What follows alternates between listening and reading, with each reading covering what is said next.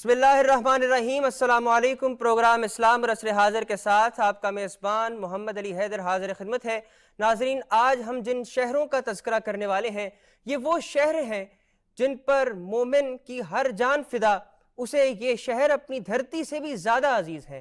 नाज़रीन, ये वो शहर हैं कि जिसकी मिट्टी ने नबी अकरम रसूल मोहतशम सल्लल्लाहु अलैहि व आलिहि वसल्लम की कदम बोसी का शर्फ हासिल किया, और फिर इस मिट्टी, उसके एक एक ज़र्रे और उसकी खाक को मोमिन ने अपनी आँख का सुरमा बनाने को बाइस फ़ख्र महसूस किया। आज हम बात करने वाले हैं मक्का मुकर्रमा के हवाले से, शहर मदीना मुनव्वरा के हवाले से। हमारा आज का मौजू है अज़मत मक्का और शान मदीना। इस हवाले से आज तफसीलन बात करेंगे। हमारे साथ हमारी रहनुमाई के लिए तशरीफ़ फरमा है इज़्ज़त माब जनाब अल्लामा शफ़ात रसूल। आपके साथ तशरीफ़ रखते हैं मारूफ मजहबी स्कॉलर जनाब डॉक्टर मुफ्ती इंतखाब अहमद नूरी। मैं आप दोनों को खुश आमदीद कहता हूँ। अल्लामा साहब, जिस तरह कि आज का हमारा मौजू है अज़मत मक्का और शान मदीना, मैं चाहूँगा कुछ इब्तिदाई कलिमात इरशाद।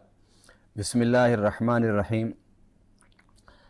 मज़ाहिब आलम की अगर आप तारीख़ देखें तो उनमें ये हमें हकीकत बड़े वाज़े नज़र आती है कि कुछ औक़ात बड़ी अज़मत वाले होते हैं, ठीक, कुछ महीने बड़ी शान वाले होते हैं। और अंबिया किराम और रुसूल इज़ाम के बारे में रब्बुल आलमीन ने कुरान में फ़रमाया तिलकर रुसूल फ़ज़्ज़लना बादहुम अला बाद, कि नबुव्वत और रिसालत में ये गरोह अंबिया बराबर है, मगर दर्जा और फजीलत में एक दूसरे से मुख्तलिफ हैं। ठीक, इसी तरह कुरान पाक में अल्लाह ताला ने फ़रमाया इन्नका बिलवादिल मुक़द्दस तुवा, ए मूसा के अपने नालैन उतार दो कि तुम अब वादी मुक़द्दस में दाखिल हो रहे हो। अच्छा, ठीक, यानी तमहीद ये है कि अल्लाह ताला के नज़दीक कुछ औक़ात बड़े फ़जीलत वाले हैं, कुछ अशहुर बड़ी फ़जीलत वाले हैं, और कुछ मकामात बड़ी फ़जीलत वाले हैं, जिनमें से वादी मुक़द्दस जिसको तूर सीना कहते हैं वो बड़ी मुक़द्दस है, और फ़लस्तीन का इलाका जिसको कुरान पाक में अर्ज़ मुक़द्दस कहा गया, उसकी एक बड़ी फ़जीलत है। ठीक, और कुछ अक़वाम की कुछ फ़जीलत दूसरी अक़वाम पर होती है। जिस तरह कुरान पाक में रब्बुल आलमीन ने फरमाया इन्नी फ़ज़्ज़लतुकुम अलल आलमीन, कि बनी इसराइल हमने तुम्हें आलमीन पर फ़जीलत अता फ़रमाई। इसी तरीके से अर्ज़ मुक़द्दस फ़लस्तीन बड़ी फ़जीलत वाली है, शहर मक्का बड़ी फ़जीलत वाला है, शहर मदीना बड़ी फ़जीलत वाला है। और वो मकामात जहाँ पर अंबिया किराम का गुज़र हुआ, जहाँ अंबिया किराम का क़याम हुआ, जहाँ अंबिया किराम ने सुकूनत इख्तियार की, वो मकामात भी मज़ाहिब आलम सब इस पर मुत्तफ़िक़ हैं कि वो कुर्रा ज़मीन में बाकी ज़मीन से बड़ी फ़जीलत वाले हैं। और मक्का के हवाले से जो बात है वो ये है कि कुरान पाक ने कहा है कि अल्लाह ताला ने इस शहर मक्का में जो सबसे पहली फ़जीलत इसको दी है कि वो ये है कि इसमें अपना घर बनाया है। वाह, ठीक, और मक्का भी कहते हैं, और कुरान पाक ने जब इसको इस्तेमाल किया तो बेबक्का, तो मक्का भी और बक्का भी। ठीक है, अलगर्ज़ अगर आप इसको मुख्तसर करके देखना चाहें कि इन चीज़ों की फ़जीलत क्यों है, उसकी फ़जीलत की जो सबसे बड़ी वजह वो निस्बत है। वाह, वो अल्लाह से निस्बत है, अल्लाह के नबियों से निस्बत है, अल्लाह के रसूलों से निस्बत है, अल्लाह के औलिया से निस्बत है, नबी पाक सल्लल्लाहु अलैहि वसल्लम के सहाबा की निस्बत है, अहले बैत अतहार की निस्बत है। यानी जिस चीज़ में भी, जिस इंसान में, जिस लम्हे में, जिस वक्त में, जिस महीने में जो भी हमें अज़मत और फजीलत नज़र आती है, उसकी सबसे बड़ी वजह निस्बत है। और निस्बत की वजह से आप देख लीजिए, अब ये जो हज़रत सालेह अलैहिस्सलाम की ऊँटनी थी वो देखने में एक जानवर था, लेकिन फरमाया हाज़िही नाक़तुल्लाह लकुम, कि ये अल्लाह की ऊँटनी है, और अगर तुमने इसको कुछ कहा तो फिर देखना कि तुम्हें कितना सख्त अजाब आकर पकड़ता है। अच्छा। अब देखने में तो वो ऊँटनी थी, लेकिन उसकी निस्बत क्योंकि हज़रत सालेह अलैहिस्सलाम से हो गई थी, इसलिए। फिर इसी तरह वो जो सफ़ीना था नूह अलैहिस्सलाम का, जब उसकी एक अज़मत हज़रत नूह अलैहिस्सलाम की निस्बत से कायम हो गई, तो उसमें जिन्होंने इहानत की, उसमें बोलो बराज़ किया, फिर रब्बुल आलमीन ने उनको उसका सज़ा दी उनको। तो ये जो शहर मक्का है, इसकी सबसे बड़ी फ़जीलत ये है कि इसमें अल्लाह का घर है जिसको बैतुल्लाह कहा जाता है। यानी मक्का एक शहर है, مکہ شہر کے اندر مسجد حرام ہے، مسجد حرام کے وسط میں بیت اللہ شریف ہے، بالکل ٹھیک اس کی نسبت اللہ تعالیٰ نے اپنے ساتھ کی ہے۔ ٹھیک اب حضرت آدم علیہ السلام کے حوالے سے ہے کہ حضرت آدم علیہ السلام کے وجود سے ہی جب آپ یہاں تشریف لائے تو رب العالمین کے اس گھر کا جو نزول ہے یا وقوع ہے یا قیام ہے، اس کو کوئی لفظ بھی دے لیں ہم، وہ اس وقت سے ہے۔ اور اس کے بعد جو اس کی بنا کی گئی دوسری بار، وہ جس کو تعمیر جدید کہتے ہیں، وہ حضرت ابراہیم علیہ السلام نے اور حضرت اسماعیل علیہ السلام نے مل کر کی۔ اور پھر جس پتھر پر کھڑے ہو کے حضرت ابراہیم علیہ السلام نے اس کعبے کو یعنی بیت اللہ کو تعمیر کیا تھا، اس پتھر کا بھی ذکر اللہ تعالیٰ نے بڑی عظمت کے ساتھ قرآن میں کیا ہے، وَاتَّخِذُوا مِن مَقَامِ إِبْرَاهِيمَ مُصَلًّى، کہ اسے تم پتھر کو مصلی بناؤ، یعنی اس کی طرف منہ کر کے کھڑے ہو کے اس کی جہت میں کعبے کو سامنے رکھتے ہوئے 2 رکعت نفل تمہیں عمرہ اور حج پر پڑھنی ہوگی۔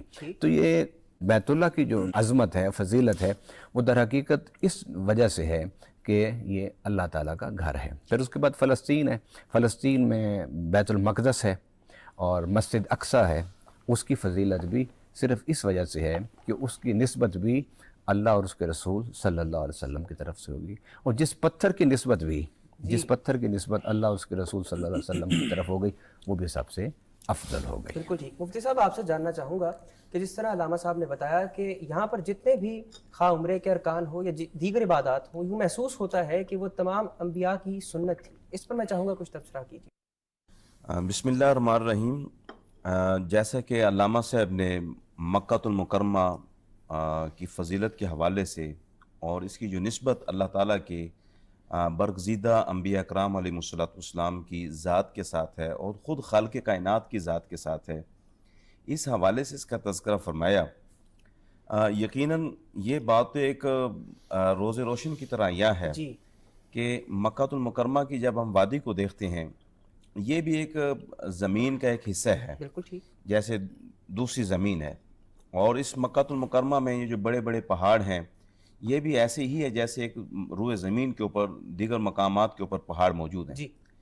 مگر جب اس کی تعمیر نو جب ثانی ہوتی ہے جناب سیدنا ابراہیم علیہ السلام کے زمانہ طیبہ میں، اور آپ کے وہ جو کلمات ہیں کہ یا اللہ میں نے یہ جو تیرا گھر بنایا ہے، یہ تو بے آب و گیا ایک رقبے کا، ایک جگہ کا نام ہے، تو یہ آباد کیسے ہوگا؟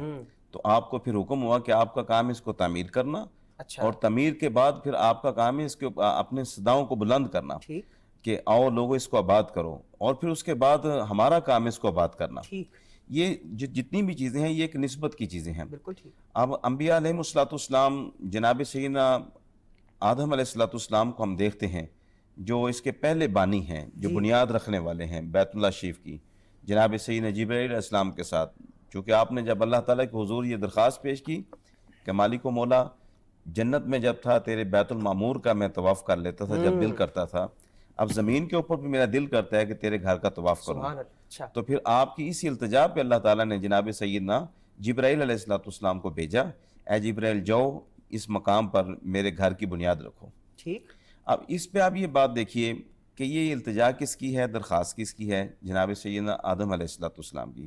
حالانکہ روئے زمین کی جیسے اللہ نے تخلیق فرمائی ہے، اس وقت سے اس خطے کو یہ حرمت، یہ عزت، یہ مقام، یہ شرف عطا فرما رکھا تھا، مگر اس خطے کے اوپر اظہار اس شرف کا اس وقت ہوتا ہے جب اللہ تعالیٰ کے پیارے جلیل القدر نبی حضرت سیدنا آدم علیہ السلام اپنا استغاثہ پیش کرتے ہیں، اور اللہ تعالیٰ نے آپ کی دعا کو قبول فرمایا، اور اس خطے ارض پر جو مقدس مقام ہے، جو روئے زمین پر سب سے زیادہ عزت و تکریم والا مقام ہے، اس جگہ پر اپنے پیارے آدم علیہ السلام کی اس دعا کو قبول کرتے ہوئے اپنے گھر کی بنیادوں کا رکھنے کا حکم عطا فرمایا، اور جناب سیدنا جبرائیل علیہ السلام تشریف لاتے ہیں، یہاں پر اللہ تعالیٰ کے گھر کی بنیاد رکھ دی جاتی ہے۔ ہمارے ہاں یہ ایک مشہور بات یہ ہے کہ یہ بیت اللہ شریف جو ہے جناب سیدنا ابراہیم علیہ السلام نے اس کو تعمیر کیا۔ یہ تعمیر ثانی ہے، جو پہلی اس کی تعمیر ہے جو خانہ کعبہ کو بنیاد رکھی گئی، یہ جناب سیدنا آدم علیہ السلام کے زمانے سے ہے، اور اس کے بنیاد رکھنے والے جناب سیدنا جبرائیل علیہ السلام ہیں۔ آپ اللہ کے حکم کے مطابق تشریف لائے، آپ نے اس کی بنیاد رکھی۔ بارکیف نسبت اس مقام کو ہزاروں انبیاء اکرام علیہ السلام کے ساتھ نسبت ہے۔ کوئی اللہ تعالیٰ کا جل قدر نبی رسول ایسا ہوگا کہ جس نبی رسول نے اس مقام پر حاضر ہو کر اپنے رب کی عبادت نہیں کی، ٹھیک، طواف نہیں کیا.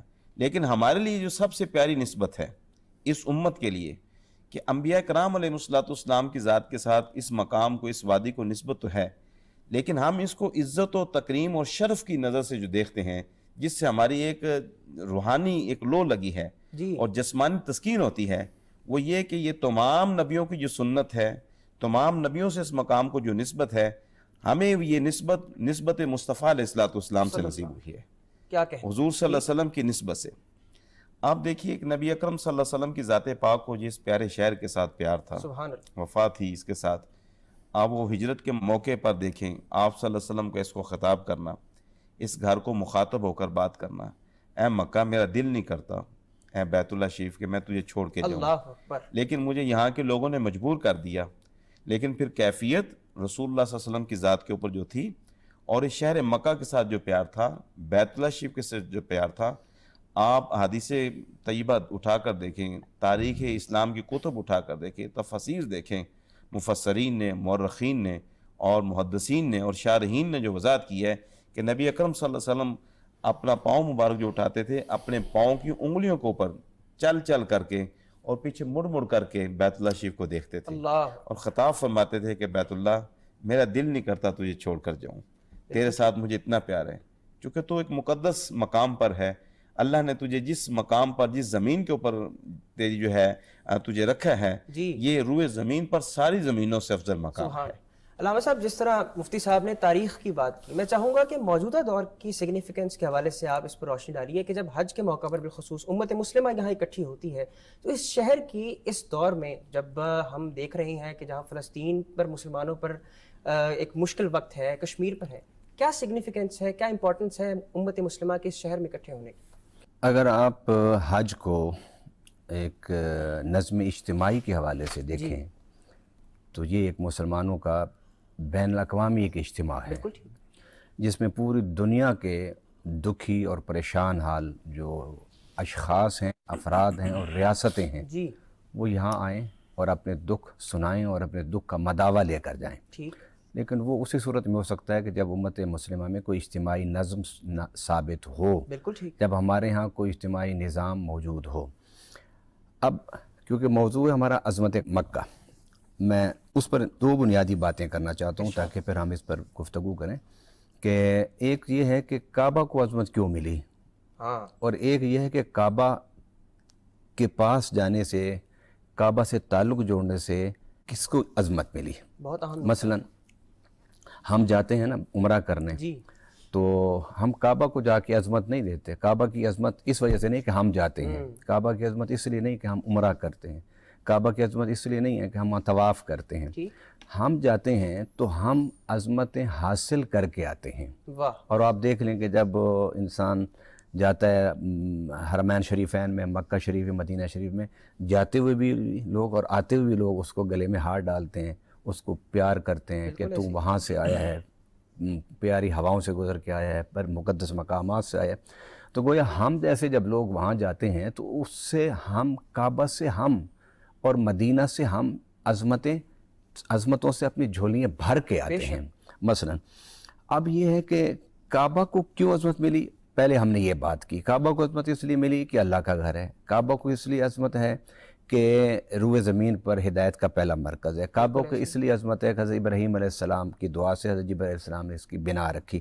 کعبہ کو اس لیے عظمت ہے کہ اس کو بنانے والا ابراہیم علیہ السلام ہے، اور پھر حضرت ابراہیم علیہ السلام نے اس کو بنانے کے بعد دعا کی تھی، رب اجعل ھذا البلد آمنا، کہ اس شہر کو تو امن والا بنا دے، اور میں نے تیرے گھر کو بنا دیا، اس گھر کو آباد کرنے والا اب نبی اور رسول بھیج دے جو لوگوں کی تزکیہ کرے، لوگوں کو تعلیم دے. اسی طرح ہم یہ بھی کہتے ہیں نا کہ مولا علی کرم اللہ تعالیٰ وجہ الکریم کعبہ میں پیدا ہوئے، تو کعبہ میں پیدا ہونے سے مولا علی کو عظمت ملی، وہاں کعبہ کو بھی تو عظمت ملی نا. تو یعنی ایک ہوتی ہے کہ عظمت کعبہ کس سے حاصل کر رہا ہے، دوسرا یہ ہے کہ کعبہ کے سے تعلق جوڑنے سے ہمیں کس طرح عظمت ملتی ہے. اب آپ دیکھیے کعبہ کی عظمت اس لیے بھی ہے کہ اس میں حضرت اسماعیل علیہ السلام کی ایڑیوں سے پانی نکلا جس کا نام آب زمزم ہے، کیونکہ وہ بھی تو اس کعبہ کے احاطہ میں مسجد حرام کے اندر ہے. اور مسلمانوں کی سب سے بڑی عبادت جو ہے، کعبہ کی عظمت اس لیے بھی ہے کہ سب سے بڑی جو عبادت ہوتی ہے مسلمانوں کی، جسے حج کہتے ہیں اور عمرہ، وہ بھی اسی مسجد حرام میں کعبہ کے ارد گرد ہوتی ہے۔ اور پھر روئے زمین میں یہ ایک حقیقت مسلمہ ہے کہ دنیا کا جو نقطہ مرکز ہے جی وہ بھی کعبہ ہے، یعنی اگر آپ اس کا نشان سینٹر پوائنٹ دیکھیں تو روئے زمین کا سینٹر پوائنٹ جو ہے وہ کعبہ بنتا ہے۔ اور اللہ تعالیٰ نے کعبہ کا معنی ہوتا ہے کہ ابھری ہوئی ہڈی، پاؤں کی جو ابھری ہوئی ہڈی ہوتی ہے اس کو کہتے ہیں، وہ کعب کہتے ہیں۔ تو کعبہ جو ہے وہ روئے زمین میں رب کی زمین پر، یہ وہ زمین کہ جس پر انسان جیسی مخلوق آباد ہے، اور اتنے بڑے سیارے، اتنے بڑی کہکشاؤں میں آج تک یہ دریافت نہیں ہو سکا کہ انسان جیسا عقل اور فکر اور صلاحیت رکھنے والی کوئی مخلوق ہو۔ اس مخلوق کا جو سکن ہے، جہاں رہتے ہیں، اس کا جو نقطہ مرکز ہے وہ یہ کعبہ ہے۔ بالکل ٹھیک ناظرین، گفتگو کے سلسلے کو یہیں سے آگے بڑھائیں گے، حاضر ہوتے ہیں وقفے کے بعد، ہمارے ساتھ رہیے۔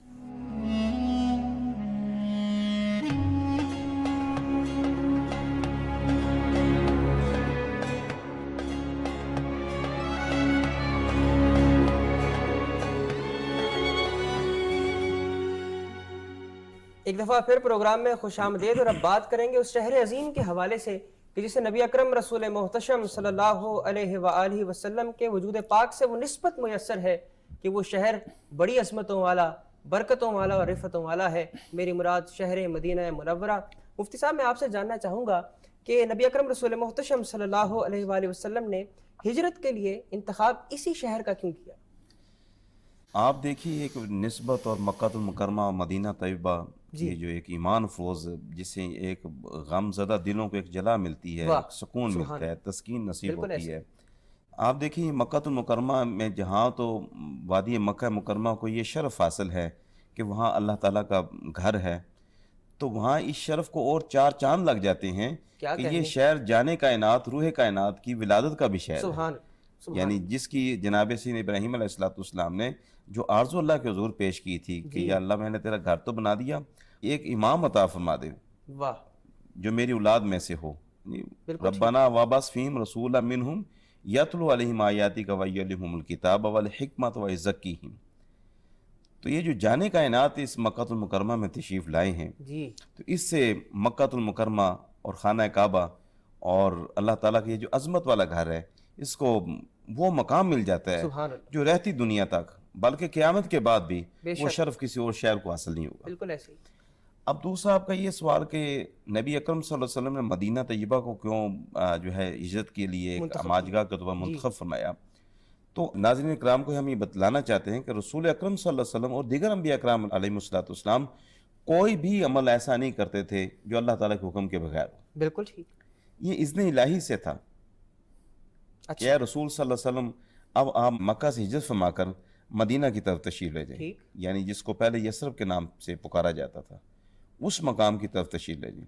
اس پہ ایک تو اللہ تعالیٰ کا حکم تھا، دوسرا یہ کہ نبی اکرم صلی اللہ علیہ وسلم کے جو ننیال تھے، آپ صلی اللہ علیہ وسلم کے جو آباء و اجداد میں سے ان کا بھی یہ گھر تھا۔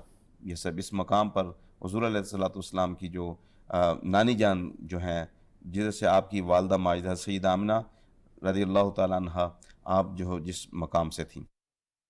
اب یہاں ایک لطیف ایک چیز ہے ارشاد کہ نبی اکرم صلی اللہ علیہ وسلم اگر مکہ المکرمہ میں رہے تو اس زمانے کے جو اہل ایمان تھے ان کے اوپر لازم تھا کہ وہ مکہ المکرمہ میں تشریف فرما رہے ہیں۔ جب حضور علیہ السلام کو یہ حکم ہوا کہ آپ مدینہ کی طرف ہجرت فرما کر تشریف لے جائیں، اب وہاں مسلمانوں کے لیے جو زمانے کے صحابہ کرام تھے ان کے لیے بغیر کسی وجہ کے وہاں رہنا جائز نہیں تھا۔ ٹھیک، وہاں صرف وہ ایک جو شرعی عذر ہے، کسی وجہ سے نہیں جا پا رہے، ادروائز یہ کہ ہمارا بائی علاقہ ہے، ہمارا بائی گھر ہے، ہمارا بائی شہر ہے، وہاں رہنا جائز نہیں تھا۔ اب سب کے اوپر لازم ہو چکا تھا کہ اس مدینہ کی طرف چلے جائیں، جس شہر کی طرف میرے پیارے رسول صلی اللہ علیہ وسلم ہجرت فرما کر تشریف لے گئے۔ تو روئے زمین پر مکہ المکرمہ کے بعد جو سب سے زیادہ شرف والا مقام ہے وہ مدینہ طیبہ ہے، اور اگر حرمت کے اعتبار سے آپ دیکھیں، اللہ تعالیٰ نے اپنے محبوب صلی اللہ علیہ وسلم کی دعا قبول فرمایا اور مدینہ طیبہ کو حرمت میں وہ مقام عطا فرما دیا۔ بالکل ٹھیک۔ علامہ صاحب، میں آپ سے جاننا چاہوں گا جس طرح ہمارے موضوع کا دوسرا حصہ ہے شان مدینہ، ایک تو اس شہر مبارک کی شان مبارک پر بھی کچھ روشنی ڈالیے، اور اس شہر کے آداب کیا ہے؟ مدینہ شریف کی عظمت کی ایک تو اساسی اور بنیادی سبب اور وجہ، اس پر آنے سے پہلے میں مکہ پر دو چار جملے عرض کر دوں کہ بیت اللہ شریف کی عظمت کی سبب وحید اور سب سے بڑی بنیادی وجہ وہ صرف یہ کہ اللہ کا گھر ہے. ٹھیک. باقی پھر اضافی اسباب ہوتے ہیں اس کی عظمت کے، کہ وہاں مسجد حرام ہے، وہاں صفا مروہ ہے، وہاں آب زمزم ہے، وہاں عرفات ہے، وہاں مزدلفہ ہے، وہاں مینا ہے، وہاں جبل رحمت ہے، وہاں جبل نور ہے، وہاں جبل ثور ہے، پہلی وحی وہاں اتری، نبی صلی اللہ علیہ وسلم وہاں پیدا ہوئے تھے، ابراہیم علیہ السلام نے اس کے تھا. یہ سب اضافی اسباب ہیں ٹھیک ہے. بیت اللہ کی عظمت کے. اسی طرح مدینہ شریف کی جو اصل حقیقی جو عظمت اور شان کے سبب ہے وہ صرف ذات رسالت آپ صلی اللہ علیہ وسلم بالکل ٹھیک. بس. اور باقی جو وجوہات ہیں عظمت کی وہ اضافی ہیں، بالکل ٹھیک. کہ وہ اسلام کا مرکز بنا، پہلی اسلامی ریاست بنی، صحابہ کا مسکن بنا، اہل بیت کا مسکن بنا، بدر کی لڑائی وہاں ہوئی، احد کا غزوہ وہاں ہوا، خندق وہاں ہوئی. یہ ساری جو اسباب ہیں یہ اضافی اسباب ہیں، لیکن وجہ وحید جو ہے فضیلت کی وہ ذات رسالت مآب صلی اللہ علیہ وسلم ہے. اور اس کے ساتھ ساتھ یہاں پر ہم تو جب کسی بات کی تحقیق کرتے ہیں نا اور باریک نکات نکال کر لاتے ہیں جی. تو اس میں کہیں نہ کہیں فساد مضمر ہوتا ہے. اچھا. لیکن عشق والوں نے جب تقابل کیا نا مکہ اور مدینہ شریف کی عظمت پر تو ان کا مقصد اضافہ عشق و محبت تھا. انہوں نے کہا کہ نبی پاک صلی اللہ علیہ وسلم کے شہر مدینہ میں آقا نے فرمایا کہ ما بین بیتی و منبری روضۃ من ریاض الجنہ، کہ اس کے درمیان جو یہ ٹکڑا ہے یہ کیا ہے؟ جنت کے باغوں میں سے ایک باغ ہے. اچھا، پھر مدینہ میں ہی نبی پاک صلی اللہ علیہ وسلم آسمان کی طرف عصر کے وقت نماز پڑھتے ہوئے دیکھ رہے تھے تو رب نے کہا قد نرا تقلب وجهک فی السماء فلنولینک قبلۃ ترضاها، ہم آپ کا چہرہ اٹھتا ہوا بار بار دیکھ رہے ہیں، لہٰذا آپ اپنا چہرہ اس طرف پھیر لیں جس کو آپ قبلہ بنانا چاہتے ہیں. حضور صلی اللہ علیہ وسلم مدینہ میں تھے، اور مدینہ میں جب میرے آقا صلی اللہ علیہ وسلم تھے تو آپ کا سوال تھا، مفتی صاحب نے بڑی تفصیل سے بڑا احسن طریقے سے جواب دیا، میں اس میں اضافہ کرنا چاہتا ہوں کہ حضور نے یثرب کو کیوں انتخاب کیا. حالانکہ آپ تاریخ اور حدیث کی کتابوں میں ہے کہ بحرین کا بھی اجازت تھی، آپشن دی تھی کہ ادھر چلے جاؤ یا ادھر چلے جاؤ. تو حضور صلی اللہ علیہ وسلم بحرین نہیں گئے، یثرب آئے، اور وجہ وہی ہے کہ حضرت آمنہ رضی اللہ تعالیٰ عنہ کی قبر مبارک کہاں پر ہے؟ مقام ابوا پر ہے، وہ مدینہ کے قریب ہے. حضور کا ننیال یہاں تھا. اور دوسری اس کی وجہ یہ تھی کہ ایک بڑی جماعت مکہ کے بعد اگر اسلام سے متفق ہوئی اور حضور کی بیعت کی تو وہ جماعت بھی مدینہ سے تھی. اس لیے حضور صلی اللہ علیہ وسلم نے کسی اور طرف جانے کی بجائے اس کا انتخاب کیا. یہاں بھی میں کہتا ہوں تو اگر حضور صلی اللہ علیہ وسلم بحرین کا انتخاب فرما لیتے تو آپ جو ابھی عمرہ کر کے آئے ہیں تو کہاں جاتے آپ؟ ظاہر بحرین جاتے نا. یثرب کو جانتے کوئی؟ یثرب مدینہ بنا تو آقا کے قدموں کی وجہ سے بنا. بالکل ایسے. اور یثرب اگر طیبہ بنا تو میرے آقا کے فرمان سے بنا. سبحان اللہ. لوگوں نے کہا کہ یہ جو گئے ہیں نا مکہ سے چھوڑ کے ہجرت کر کے گئے یہ جلدی واپس آ جائیں گے، کیونکہ مکہ کی جو مدینہ کی جو آب و ہوا ہے وہ بیمار کر دیتی ہے. اس کا نام ہی یثرب تھا، بیماریوں کی اماج گاہ. تو جب صحابہ کرام نے یہ بات نبی صلی اللہ علیہ وسلم سے نقل کی اور صحابہ کی صحت واقعی کمزور ہو رہی تھی، لاغر ہو رہے تھے، آب و ہوا راست نہیں آ رہی تھی، وہی یثرب جس میں انہیں آب و ہوا راست نہیں آ رہی تھی، جب یہ بات میرے آقا صلی اللہ علیہ وسلم سے تو میرے آقا نے فرمایا نہیں، یہ یثرب کبھی تھا، اب یہ طیبہ ہے. سبحان اللہ. اس کے بعد پھر صحابہ کی صحت میں بدلنا شروع ہو گئیں، بہتری کی طرف آنا شروع ہو گئیں. یہ بالکل ایسے ہی ہے کہ وہ کڑوا کنواں تھا، میرے آقا صلی اللہ علیہ وسلم سے صحابہ نے کہا حضور ایک کنواں کا پانی کافی نہیں، دوسرا کڑوا ہے. تو میرے آقا تشریف لے گیا، اپنا لعاب مبارک اس میں ڈالا تو وہ میٹھا ہو گیا. مدینہ کی بھی عظمت حضور کے تشریف لانے سے ہے. اور پھر آقا نے فرما دیا کہ 3 مسجدوں کی بڑی اہمیت ہے، ایک مسجد حرام، ایک مسجد اقصیٰ اور ایک مسجد نبوی. اب حضور کے فرمان کو سامنے رکھتے ہوئے ان مساجد کی تو فضیلت کو تسلیم کیا جائے، اور حضور صلی اللہ علیہ وسلم جو سبب عظمت ہیں، سبب فضیلت ہیں، عظمتوں کی شان اور بنیاد ہیں، ان کو اگر نظر انداز کیا جائے تو پھر اسلام کے جو فلسفے کے اندر جو ایک روح ہے وہ ختم ہو جاتی ہے. اب آپ دیکھیے قرآن پاک میں ہے کہ اللہ تعالیٰ نے گناہگاروں کو کیا کہا کہ اگر تم سے غلطی ہو جائے، گناہ ہو جائے، خطا ہو جائے تو کہاں جاؤ؟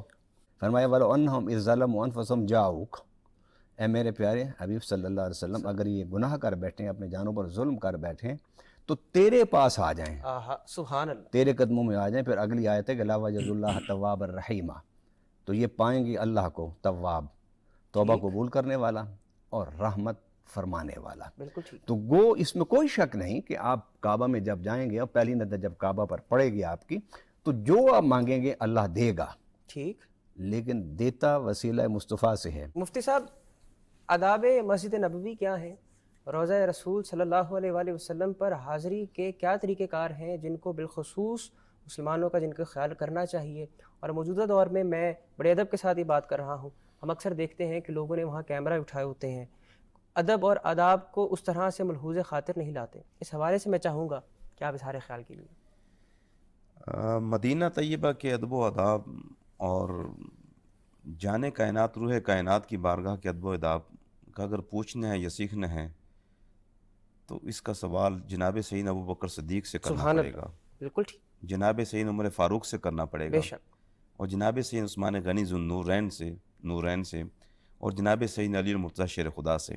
بالکل ایسے، اور اگر ملائکہ میں سے کرنا ہے تو اس کا سوال جناب سیدنا روح القدس سیدنا جبرائیل علیہ السلام سے پوچھنا سبحان پڑے گا۔ اللہ، ٹھیک، اور یقیناً یہ سوالات، یہ جوابات قرآن کریم کی آیات میں بھی، احادیث طیبہ میں بھی، اور سیرت نبی صلی اللہ علیہ وسلم کتب میں موجود ہیں۔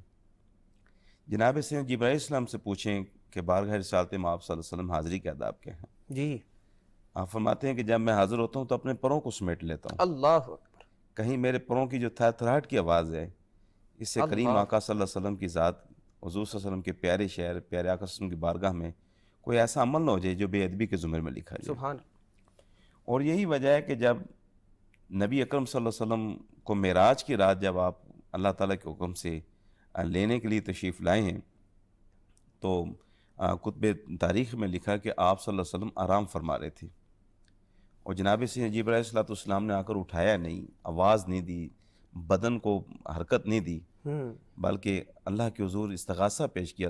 اب یہ وہ ادب تھا جس ادب کو جناب جبرائیل علیہ السلام نے پیش کیا، جی، اور یہی ادب جو ہے وہ مدینہ طیبہ میں اختیار کیا گیا۔ ٹھیک، لیکن آج اس دور میں، عصر حاضر میں، جہاں تو شہر مدینہ طیبہ بارگاہ رسالت مآب صلی اللہ علیہ وسلم میں ادب و احترام کا ایک ہمیں عملی طور پر بہت زیادہ اپنے لا علمی کی وجہ سے جی، ایک فقدان نظر آتا ہے، یہی بات ہمیں شہر مکہ مکرمہ بیت اللہ شریف کے طواف کے درمیان بھی نظر آتی ہے۔ جی، جی، ٹھیک، آپ دیکھیں کہ جناب سیدنا عمر فاروق رضی اللہ تعالیٰ عنہ ایک موقع پر تشریف فرما تھے کہ ایک شخص آئے اور ان کی آواز جو ہے وہ منبر رسول پر مدینہ طیبہ میں مسجد نبوی میں تھوڑی سی بلند ہوئی۔ آپ نے جب آواز سنی تو فرمایا اس کو بلایا جائے، کون ہے؟ پوچھا تم کون ہو؟ عرض کی کہ میں ایک مسافر ہوں۔ فرمایا تمہیں پتہ نہیں کریم آقا صلی اللہ علیہ وسلم کی بارگاہ کے ادب کیا ہے؟ ٹھیک، تمہیں رسول اکرم صلی اللہ علیہ وسلم کے منبر کے آداب کا نہیں پتہ؟ اور اگر تنبیہاً فرمایا اگر تم مسافر نہ ہوتے تو تمہارے ساتھ جو ہے ادب سکھانے کے لیے جو سلوک ہوتا۔ تو ناظرین کرام کو میں پیغام دینا چاہتا ہوں کہ یہ وہ بارگاہ ہے جہاں 70,000 ملائکہ صبح کے وقت اور 70,000 ملائکہ شام کے وقت کریم آقا صلی اللہ علیہ وسلم کی بارگاہ میں سلام پیش کرنے کے لیے حاضر ہوتے ہیں۔ اور علماء فرماتے ہیں کہ جس کو ایک مرتبہ حاضری کا موقع مل جاتا ہے پھر قیامت تک اس کو دوبارہ، یہ تو کریم آقا صلی اللہ علیہ وسلم کی نظر رحمت ہے ہم پہ، امت کے ساتھ پیار ہے کہ ہم جیسے گناہ گار بندے ادھر سے نظر رحمت ہوتی ہے، کریم آقا کی بارگاہ میں پیش ہو جاتے ہیں۔ بے شک، لہٰذا جہاں ہمیں موبائل فون، سیلفیوں سے، فوٹو سیشن سے وہاں جا کر پورا اجتناب کرنا چاہیے، وہاں ہمیں مسجد نبوی شریف میں جب ہم اپنے جوتے اتارتے ہیں یا جوتے مسجد نبوی شریف میں نماز ادا کرنے کے بعد جب واپس نکلتے ہیں تو جوتوں کو بھی بڑے جو ہے آرام کے ساتھ زمین پر رکھنا چاہیے۔ ہم وہاں کھڑے کھڑے جوتا پھینکتے ہیں، اس سے آوازیں اٹھتی ہیں۔ آپ دیکھیں جب مسجد نبوی شریف تعمیر ہوئی تھی، اس تعمیر پہ جو اس زمانے کے جو مسلمان تھے نے کتنا احترام کیا حضور صلی اللہ علیہ وسلم کی بارگاہ میں کہ ہمارے کریم آقا یہاں تشریف فرمائے ہیں، آرام فرمائے ہیں، حضور کی ذات کے آرام کے اندر کوئی خلل واقع نہ ہو جائے، تو وہ دور دور سے پتھروں کو اینٹوں کو, چیزوں کو تراش تراش کے لاتے تھے بالکل ایسے کہ لا کر وہاں رکھ دی جائے. جی. تو اس لیے آج ہمیں چاہیے کہ ادب, احترام, آپ بزرگان دین کو دیکھیں, اولیاء کرام کو دیکھیں, انہیں اللہ تعالیٰ نے ولایت اور اپنی دوستی کا جو سرٹیفکیٹ عطا فرمایا ہے, اس کی سب سے بنیادی وجہ ایمان کے بعد جو چیز ہے وہ ادب مصطفیٰ علیہ السلام. بے شک بے شک ناظرین. اور حضرت علامہ اقبال ہی نے کہا تھا کہ ادب پہلا کرینہ ہے محبت کے کرینوں میں. حاضر ہوتے ہیں ایک وقفے کے بعد, ہمارے ساتھ رہیے.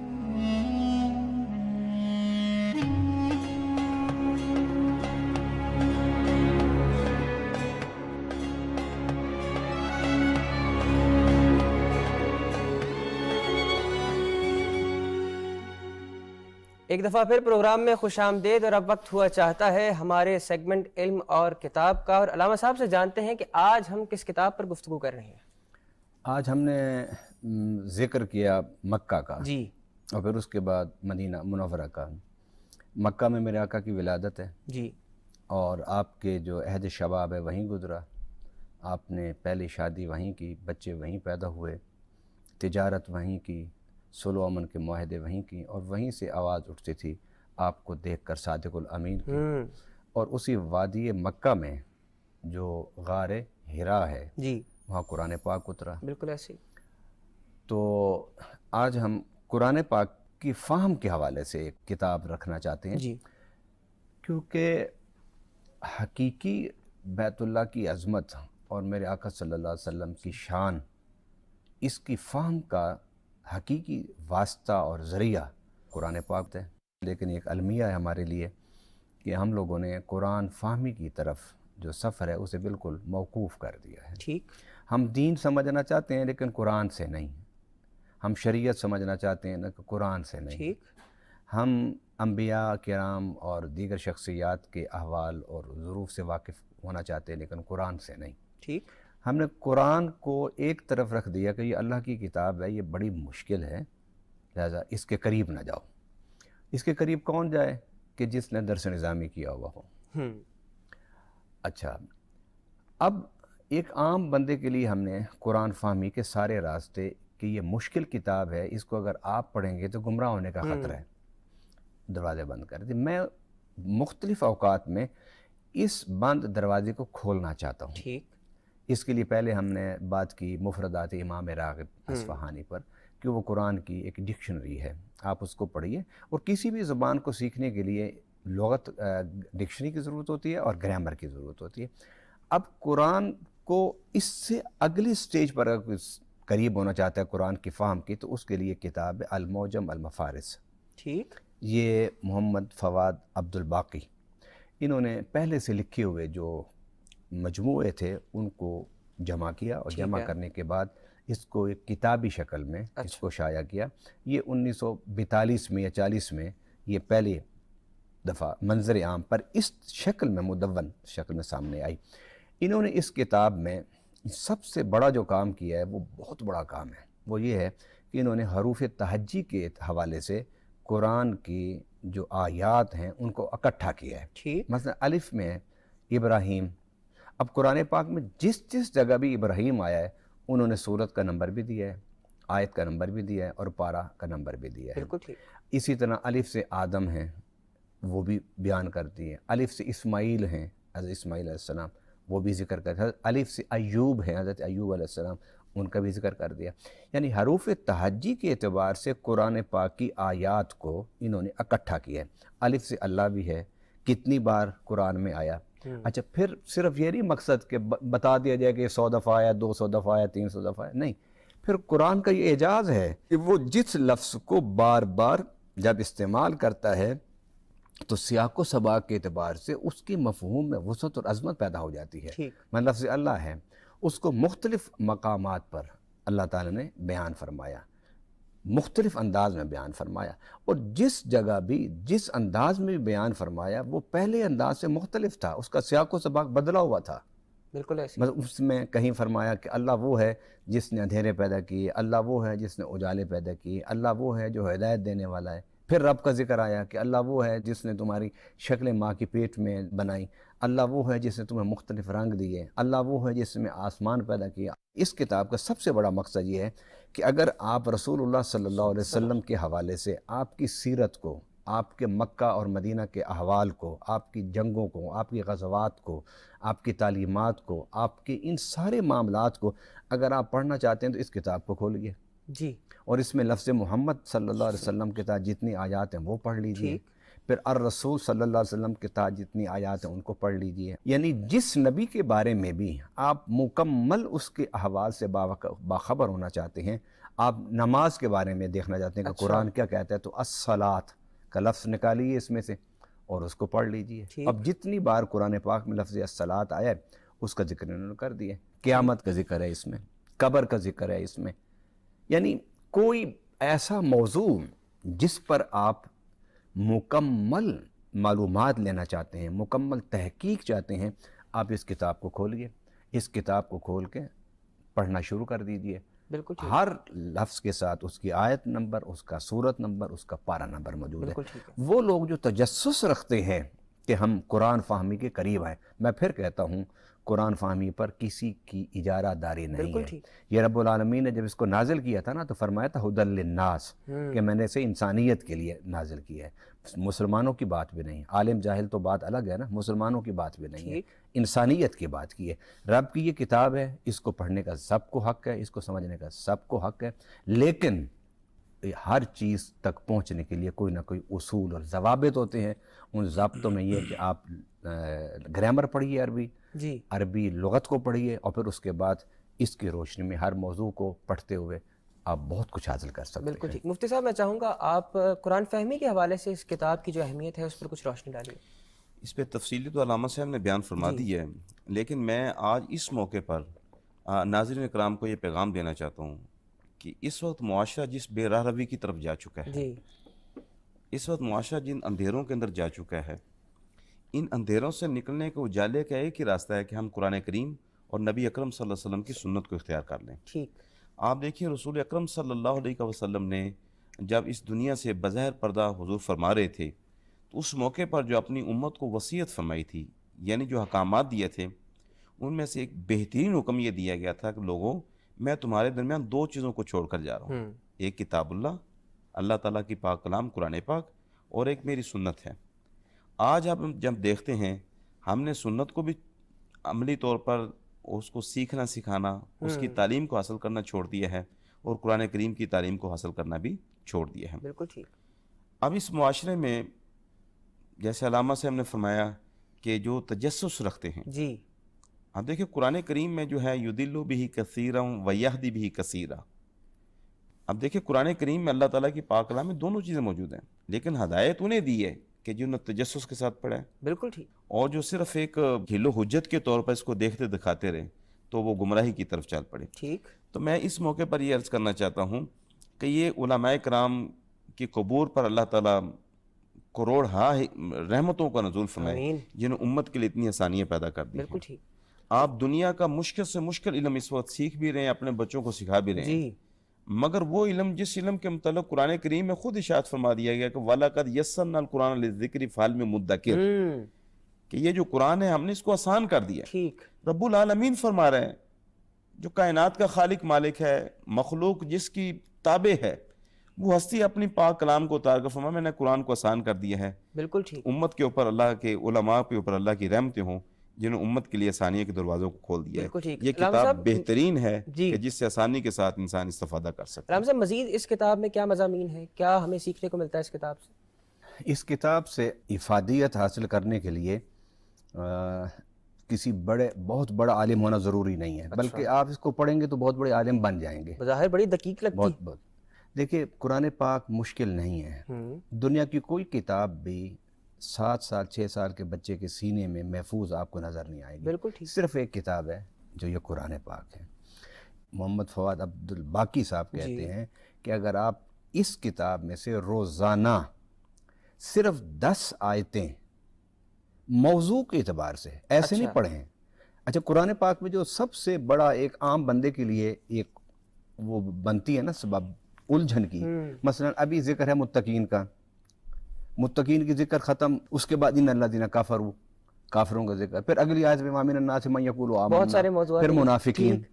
इस मुसन्निफ के, अल्लाह इसकी कब्र पर करोड़ों रहमतें करें, इसने इस उलझन को ख़त्म कर दिया है कि जो एक आम आदमी कुरान पाक की आयात के दरमियान रब्त नहीं महसूस करता था, जो इस किताब को पढ़ेगा उससे किताब कुरान एक मरबूत किताब नजर आएगी। ठीक, क्योंकि कुरान तो नाजिल हुआ ना हालात के मुताबिक, जितनी ज़रूरत थी, जिस मौके पर ज़रूरत थी, जिस चीज़ की ज़रूरत थी, नाजिल हुआ।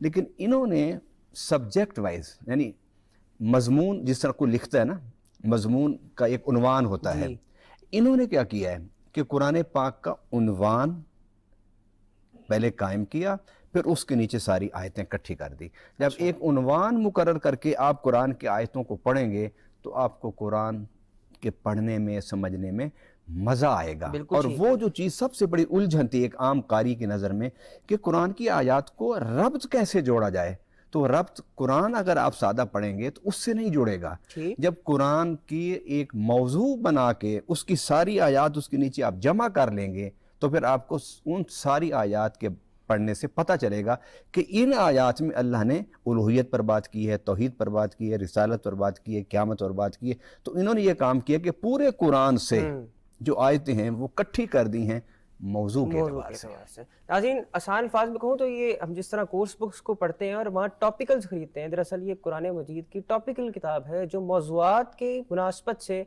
आयात को चैप्टर वाइज जहाँ पर दर्ज किया गया है और मौज़ूआत को हमारे लिए समझना जिस किताब ने आसान किया है। प्रोग्राम का वक्त ख़त्म हुआ चाहता है। मैं अपने दोनों मेहमानों की तशरीफ़ आवरी पर आपका मशकूर हूँ। हाजिर होंगे अगले हफ्ते नए मौजू, इसी सेगमेंट और मज़ीद नई डिस्कशन के साथ। तब तक के लिए अपने मेज़बान मोहम्मद अली हैदर को दीजिए इजाज़त। अल्लाह हाफ़िज़।